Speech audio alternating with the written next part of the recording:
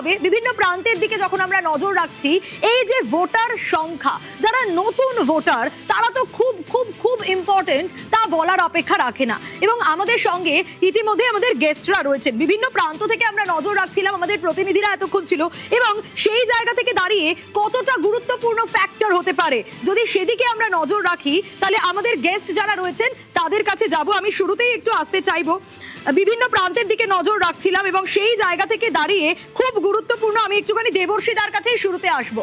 দেবর্ষীদা, যে বিষয়টা বলতেই হয়, কোথাও গিয়ে আমরা প্রথম দফার ক্ষেত্রে দেখেছি একেবারে শান্তিপূর্ণ ছিল, দ্বিতীয় দফার ক্ষেত্রেও অবশ্যই সকাল থেকে ধারা সেটাই বলছে, কিন্তু এবারের ভোটে অনেকগুলো বড় ফ্যাক্টর রয়েছে। শাসক দল বা বিরোধীদের কাছেও, বিজেপির কাছেও কতটা গুরুত্বপূর্ণ এবারের নির্বাচন, কি মনে হয়? দেখুন সুপ্রভাত, দেখুন গুরুত্বপূর্ণ তো বটেই, একটা রাজ্যের সরকার কারা চালাবে সেই পরিচালনার ভারটা জনগণ কাকে দেবে, ফলে গুরুত্ব তো নিঃসন্দেহে রয়েছে। কিন্তু ভোটটা আলাদা কেন? দেখুন, কারণ হচ্ছে প্রথম জায়গাটা আসছে নির্বাচন কমিশনের ভূমিকা। নির্বাচন কমিশনের প্রাথমিক যে ভূমিকাগুলো ছিল, অর্থাৎ এই যে এসআইআর এর আনা এবং তার মাধ্যমে ডেড ভোটার, ডুপ্লিকেট ভোটার, সেগুলোকে এক্সক্লুড করা, এটা খুবই একটা খুব দারুণ পদক্ষেপ, এতে নিয়ে কোনো সন্দেহ নেই, এটা হওয়াই উচিত।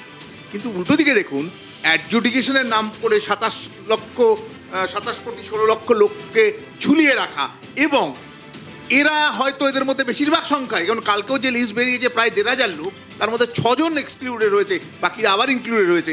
এরা হয়তো তাদের পূর্বপুরুষ ধরে তারা ভোট দিয়ে আসছিল, কিন্তু হঠাৎ একটা অজানা কারণে তাদের এই অ্যাডজুডিকেশনের নাম করে একটা ঝুলিয়ে একটা স্পেসে রেখে দেওয়া, অন্ততপক্ষে এইবারের নির্বাচনে তাদের মানে ইনক্লুড না করা, অন্তর্ভুক্ত না করার ফলে তাদের সাংবিধানিক অধিকার ক্ষুণ্ণ হলো বলে কিন্তু ভয়ঙ্করভাবে নির্বাচন কমিশন সমালোচিত। যেমন একদিকে, উল্টো দিকে আমাদের একটা ট্র্যাডিশন যেটা ক্যারি করছি আমরা, যে একটা ভোটে হিংসা, সেইটা কিন্তু প্রথম দফায় অন্ততপক্ষে খুব দুর্দান্তভাবে একটা নিয়ন্ত্রণ করেছে।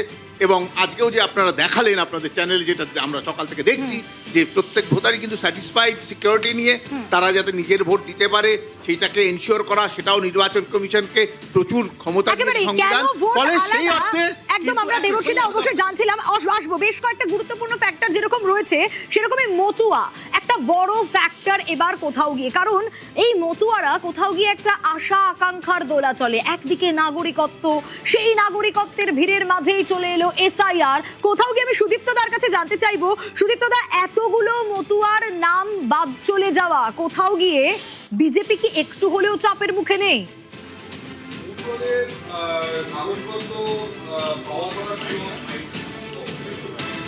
মতুয়াদের নাগরিকত্ব পাওয়ার কথা ছিল থ্রু সিএ, সম্পূর্ণ মমতা ব্যানার্জির মানে ডাইরেক্ট নির্দেশে এখানকার যে অফিসার, সে তাদের নাগরিকত্ব দেয়নি বলে মতুয়াদের নাম বাদ গেছে। মতুয়ারা আজকে যেটা ফেস করছে, তার জন্য যদি কেউ একটা মানুষ দায়ী থাকেন, তার জন্য মমতা ব্যানার্জি দায়ী, এবং ওরা প্রপার ডকুমেন্ট দেখাতে পারেনি, 2002-এর পর এসছে, সেই জন্য তাদের নাম বাদ গেছে। এবং যার ফলে মতুয়াদের নাম বাদ যাওয়ার জন্য যদি মানে কেউ ফেস করে, মানে এর জন্য কনসিকুয়েন্সেস সেটা টিএমসি ফেস করবে। এবং মতুয়ারা অন্ততপক্ষে, মতুয়া কমিউনিটি এর আগে 2-3টে ভোটে যেমন একটা ভোটও দেয়নি তৃণমূলকে, এবারও মতুয়া কমিউনিটি তৃণমূলকে কোনো ভোট দেবে না। তাছাড়া আরেকটা জিনিস দেখুন, পশ্চিমবঙ্গে গণতন্ত্র বলে কোনো জিনিস নেই। একটা ঝালমুড়িওয়ালা একজনকে ঝালমুড়ি খাওয়ানোর জন্য তার উপর এমন থ্রেট এসছে যে তাকে আজকে সিকিউরিটি দিতে হচ্ছে। মতুয়ারা তো অনেক কিছু এক্সপেক্ট করেছিল, মানে তাদের এত নাম বাদ চলে যাবে, এটা তো তাদের এক্সপেকটেশনের মধ্যেও ছিল না। এর জন্য মমতা ব্যানার্জি দায়ী 100%, আর কেউ দায়ী না। একমাত্র যদি কেউ দায়ী থাকেন মমতা ব্যানার্জি, কারণ ওদের যে সিএ কার্ডটা পাওয়ার কথা ছিল, এই সিএ কার্ডটা দিতে মানে মমতা ব্যানার্জি নির্দেশ দিয়েছেন তার অফিসারদের যে এদের যেন সিএ না দেওয়া হয়, এবং যে জন্য মতুয়াদের যে কজনের নাম বাদ গেছে তার জন্য গেছে। ফলে এর জন্য দায়ী যদি একজন কেউ থাকেন, তিনি মমতা ব্যানার্জি। আচ্ছা, আমি একটুখানি আসতে চাইবো কৌশিকদার কাছেও। কৌশিকদা, যে বিষয়গুলো আমরা দেখছি যে এবারে অনেকগুলো বড় ফ্যাক্টর যেরকম উঠে আসছে, কোথাও গিয়ে ভোট কাটাকাটি, এটাও একটা ফ্যাক্টর হতে চলেছে। কি মনে হয় কংগ্রেস এবার খাতা খুলতে পারবে? সুপ্রভাত। কংগ্রেস এবার সবকটা কেন্দ্রতেই লড়ছে, তার কারণ কংগ্রেস এবার একটা এমনভাবে প্রতিদ্বন্দ্বিতায় আসে যে তারা একটা ডিসাইডিং ফ্যাক্টর হবে যখন আমরা এখানে গভর্নমেন্ট ফর্ম করা হবে, এবং সেভাবেই আমরা এখানে লড়াই করছি। ভোট কাটাকাটির কথা যখন বলছেন, আমরা আমাদের ভোট ফেরত পাবো। আমাদের ভোট অন্য জায়গায় চলে গেছিলো, এবং সেটা কার থেকে আসবে সেটা তাদের চিন্তার বিষয়, আমাদের চিন্তার বিষয় না আমরা কাদের ভোট কাটলাম। আমরা আমাদের ভোট ফেরত পাবো। মানুষ এই বাইনারি থেকে বেরোতে চাইছে এবং সেই জন্যেই আমরা সবকটা কেন্দ্রে আমরা প্রার্থী দিয়েছি। একদিকে মন্দির মসজিদ, আরেকদিকে কারাপশন, এবং কারাপশন শুদ্ধ সত্ত্বেও একদম টপ লেভেলের লিডারদের ধরা হচ্ছে না, সেখানে সিবিআই ইডি তাদেরকে ছেড়ে রেখে দিয়েছেন। সুতরাং এই বাইনারি এই সেটিংটা থেকে বেরোতে মানুষ চাইছে এবং সেই জন্য আমরা তাদেরকে একটা অল্টারনেটিভ দিয়েছি প্রত্যেকটা কেন্দ্রে প্রার্থী দিয়ে। এরপরে আমি একটুখানি ওনারা যেটা বলেছেন সেটা নিয়ে বলবো। 1 নম্বর হচ্ছে মতুয়াদের বিজেপি এবং তৃণমূল বোথ হ্যাভ ফেল্ড। কেউ তাদেরকে প্রোটেকশন দিতে পারেনি। এতদিন ভোট দেওয়ার পরে সুদীপ্তবাবু বলছেন তারা সিএতে গিয়ে একেবারে কৌশিকে আসবো, তবে একটু জানিয়ে রাখি দর্শকদেরকে, ইতিমধ্যেই প্রধানমন্ত্রী নরেন্দ্র মোদী তিনি পোস্ট করেছেন, সেই পোস্টটা দেখাই। তিনি পোস্ট করেছেন এক্স হ্যান্ডেলে যে আজ পশ্চিমবঙ্গ বিধানসভা নির্বাচন 2026-এর দ্বিতীয় দফা। আজ যারা ভোট দিচ্ছেন তাদের সকলকে রেকর্ড সংখ্যায় ভোট দিয়ে আমাদের গণতন্ত্রকে আরো প্রাণবন্ত এবং অংশগ্রহণমূলক করে তোলার আহ্বান জানাচ্ছি। বিশেষ করে একটি অত্যন্ত জরুরি যে পশ্চিমবঙ্গের নারী ও যুব শক্তি বিপুল সংখ্যায় উপস্থিত হয়ে তাদের ভোটাধিকার প্রয়োগ করুন। নরেন্দ্র মোদী প্রধানমন্ত্রী তিনি এই পোস্ট করেছেন এবং যে পোস্ট ইতিমধ্যেই আমরা নিউজ 18 বাংলার পর্দায় আমাদের দর্শকদের দেখাচ্ছি। আবারও আলোচনার ক্ষেত্রে আসবো, কৌশিকদা যেমনটা বলছিলেন। মতুয়া বিজেপি তৃণমূল দুজনেই বোথ হ্যাভ ফেল্ড। মতুয়া এতদিন পরে মতুয়াকে কেন তাদেরকে নিজেদের সিটিজেনশিপ প্রমাণ করতে হবে, এটা তো একটা কেন্দ্রীয় সরকারের ফেলিওর।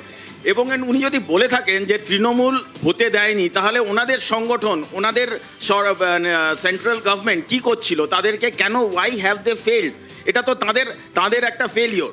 আর আরেকটা ব্যাপার, উনি যখন ঝালমুড়ি নিয়ে বললেন, আমরা কখনো পশ্চিমবঙ্গে দেখিনি, স্পেশালি 77-এর আগে ঝালমুড়ি আর প্যাটিস নিয়ে রাজনীতি হচ্ছে। আমরা দেখেছি আইএসডি হচ্ছে, আমরা দেখেছি নেতাজি ইন্ডোর স্টেডিয়াম হচ্ছে, আমরা দেখেছি উন্নয়ন হচ্ছে, আমরা দেখেছি মেট্রো রেল হচ্ছে। এখন যে এই মন্দির, 2 রকমের মন্দির, 3 রকমের মসজিদ, এবং ওনারা বলছেন যে মুসলমান factor is the only factor in election, আমরা মুসলমানদের এগেনস্টে হেট্রেট দিয়ে ভোট জিততে পারবো। এই জিনিসটা ভাঙার জন্য আমরা পশ্চিমবঙ্গে একদম আসবো কিন্তু এই আমি আসবো দাদা, আমি একটু আশিসদার কাছেও যেতে চাইবো। আশিসদা, এই যে বিভিন্ন জায়গা, আমডাঙ্গা, ভাঙড়, বিভিন্ন গুরুত্বপূর্ণ কেন্দ্র রয়েছে এরকম অনেক, যে জায়গাগুলোতে আইএসএ ফ্যাক্টর, বামেরা কতটা ফ্যাক্টর হতে পারে, কি মনে হয়? একটা কথা পরিষ্কার করে বলি যে এইবারের বিধানসভা নির্বাচনে আমরা তো প্রায় 5 বছর ধরে একটা উপহার শুনে এসেছি রাজ্যের মানুষের কাছে, বিশেষ করে বিরোধী রাজনৈতিক দলগুলোর কাছে, যে বামেরা শূন্য থাকবে না। এবং বামেরা যে শূন্য থাকবে না এবং বামেদের যে ভোট পার্সেন্টেজ অনেক বাড়বে, সেটা আপনারা 4 তারিখে যেদিন রেজাল্ট বেরোবে সেদিন আপনারা দেখতে পারবেন। এবং এই বামেদের এই ভোট ফিরে আসা এটাই প্রমাণ করবে যে পশ্চিমবঙ্গের রাজনীতিতে দক্ষিণপন্থী দলগুলোর যে উগ্রতা, সেই উগ্রতাগুলো আগামী দিনে স্তিমিত করার ক্ষেত্রে বামপন্থীরা একটা উল্লেখযোগ্য ভূমিকা আগামী দিনে নেবে। আরেকটা যেটা কথা বলছিলাম, মানে এই যে আলোচনা হচ্ছিল যে এই দ্বিতীয় দফার এতে অ্যাডজুডিকেশনে ট্রাইব্যুনালে যারা ছিল তাদের 1000 না কত আপনি বললেন যে ভোটাধিকার পেয়েছে, খুব অল্প সংখ্যক বাদ গেছে।